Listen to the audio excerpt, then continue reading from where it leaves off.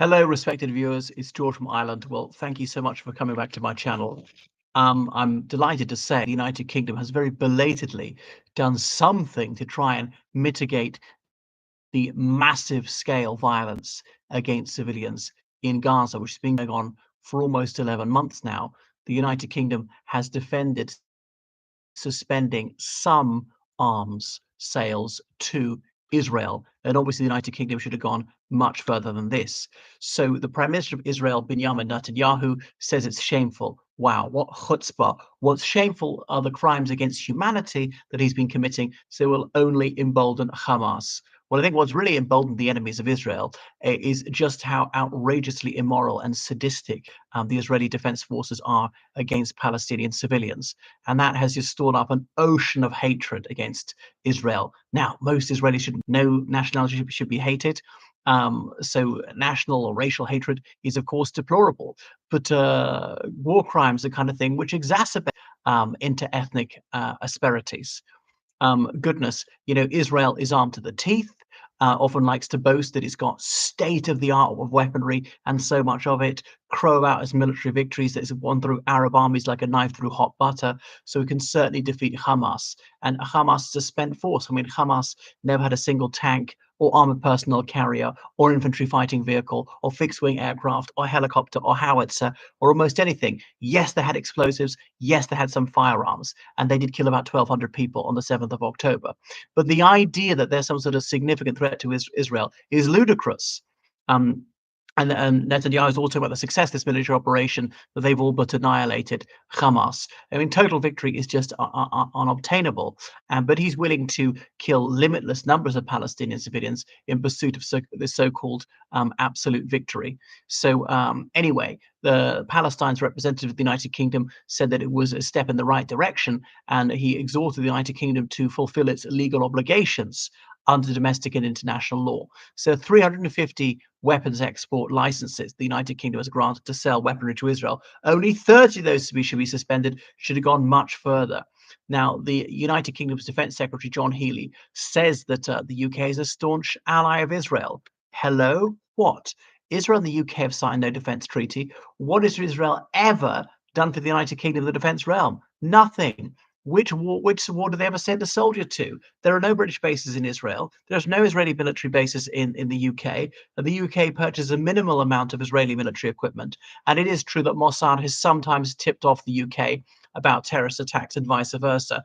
But Israel is far from being an ally. I mean, the UK isn't and shouldn't be an enemy of Israel. Okay, I want Israel to exist. I want Palestine to exist. Every sovereign state has a right to exist, and but Palestine is a sovereign state by almost any definition. Yeah, much more should have been cut off. So His Majesty's government has said that these weapons in Gaza, they could be used in violation of international law. And Amnesty International UK, an organization that I abominate because of its advocacy of the mass murder of children, but it is right sometimes, and said that these measures were far too pusillanimous. Anyway, so now Mr. Healy said it was agonizing to see those 6 dead hostages who found the other day. But what's this got to do with his weaponry? How about the tens of thousands of dead Palestinian civilians? Then we're told we should poo-poo this figure of 40,000 civilians dead from the Hamas-run health ministry. Well, why? I mean, you could listen to all sorts of aid agencies, human rights organizations, and their estimates are broadly in line with that. Should we therefore dismiss Israeli estimates of their casualties just because it's run by the Israeli government? The Israeli government has been caught lying many, many times about this, about who it's killed and when it's killed them and how it's killed them. So why on earth should we believe them when they've got absolutely no credibility left whatsoever? Goodness. So there'll be spare parts for certain fighter jets, helicopters, and drones. Now, a little bird told me that Israel doesn't particularly need or value these British weaponry. It purchases British weaponry to try and keep the UK sweet as money for the UK arms industry to try and keep that relationship fairly cordial. And Israel's got its own very impressive military manufacturing sector, as well as purchasing things from the United States. I can't think of a single item that the United States has ever refused to sell them. I know Biden did briefly suspend certain weapons shipments. Anyway, So Healy says that many of the things that it sells are not related to offensive operations only for defensive purposes. Often it's a false distinction. So British arms sales to Israel, only about 1% of Israel's defense imports. So, this is like only symbolic, but okay, symbols can matter. The UK has got to do what it can, however little that is. If it saves even a single life, is worth it. And it obviously brings into question the broader issue of arms exports. The United Kingdom exporting to Saudi Arabia, Turkey, Ukraine, and so on. So some of these countries, particularly like Saudi Arabia, has got an appalling human rights record and has killed many, many civilians in Yemen. I know civilians always get killed in war, right? That doesn't make it acceptable. That makes it regrettable, makes it an unfortunate fact of life. Of course, one should strive to keep civilian deaths down. They cannot always be avoided. But it seems to me that Saudi Arabia takes no steps to mitigate the risk of civilians, and indeed to aggravate and increase civilian casualties, just like Israel. And I know Israel could have gone farther, saying, we've only killed quite a small percentage of the population of Gaza. Is it that 2 million people left there? So we've only killed about 2% of them and wounded maybe another 6% of them. Really wanted to wipe out the population of Gaza would have gone much further, as some people have advocated. One of their government ministers said that food should be cut off and entirely be morally justified. So is the United States surprised the great bulk of the weapons purchased by Israel, almost 70% of its conventional arms imports? There ought to be a full um, embargo. So I do agree with the Amnesty International United Kingdom on this, that they ought to be all cut off. Okay, Israel must pay some sort of price for these barbaric attacks. So Netanyahu says, "Oh, it's a fellow democracy," and okay, the Israelis are democratic amongst themselves, but that makes it even worse. That many Israeli people would therefore approve of deliberately slaughtering Palestinian civilians on such a huge scale. And Boris Johnson has been an ultra Zionist, said we mustn't abandon Israel. Well, why not? Israel's just another country with whom the UK doesn't have a particularly close relationship, doesn't even trade very much. They're not even many dual citizens. There are not many Britons living in Israel. There are not many Israelis living in the United Kingdom.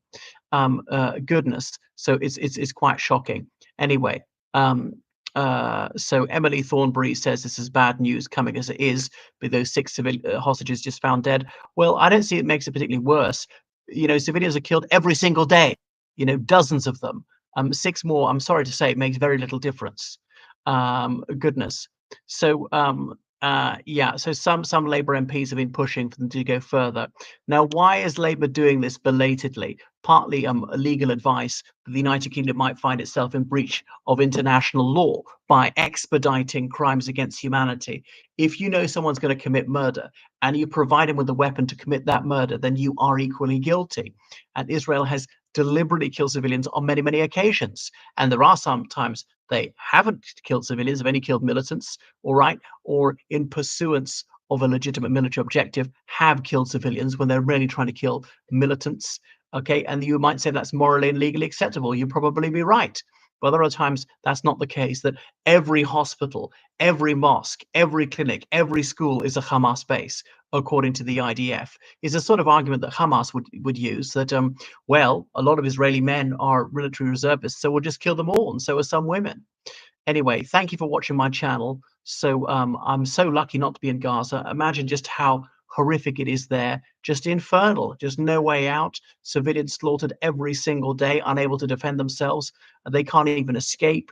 Inadequate food, running water, medical care, electricity, everything. So much suffering. Yeah, and this is actually more than needs to be inflicted in order for Israel to achieve its military goals. And yet the world does nothing. And it's grist to the mill of tyrants and aggressors everywhere else, like Russia will correctly say, look at this Western hypocrisy. Look at Ukraine's allies facilitating these atrocities. Therefore, our massacres of Ukrainian civilians are entirely acceptable. Well, make sure you subscribe on Patreon, donate on PayPal, George Callahan 79 at gmail.com. Ceasefire now. Save Gaza. Save Israel. Okay? Let there be peace with justice in the Middle East. But I'm not baiting my breath for it. Toodaloo.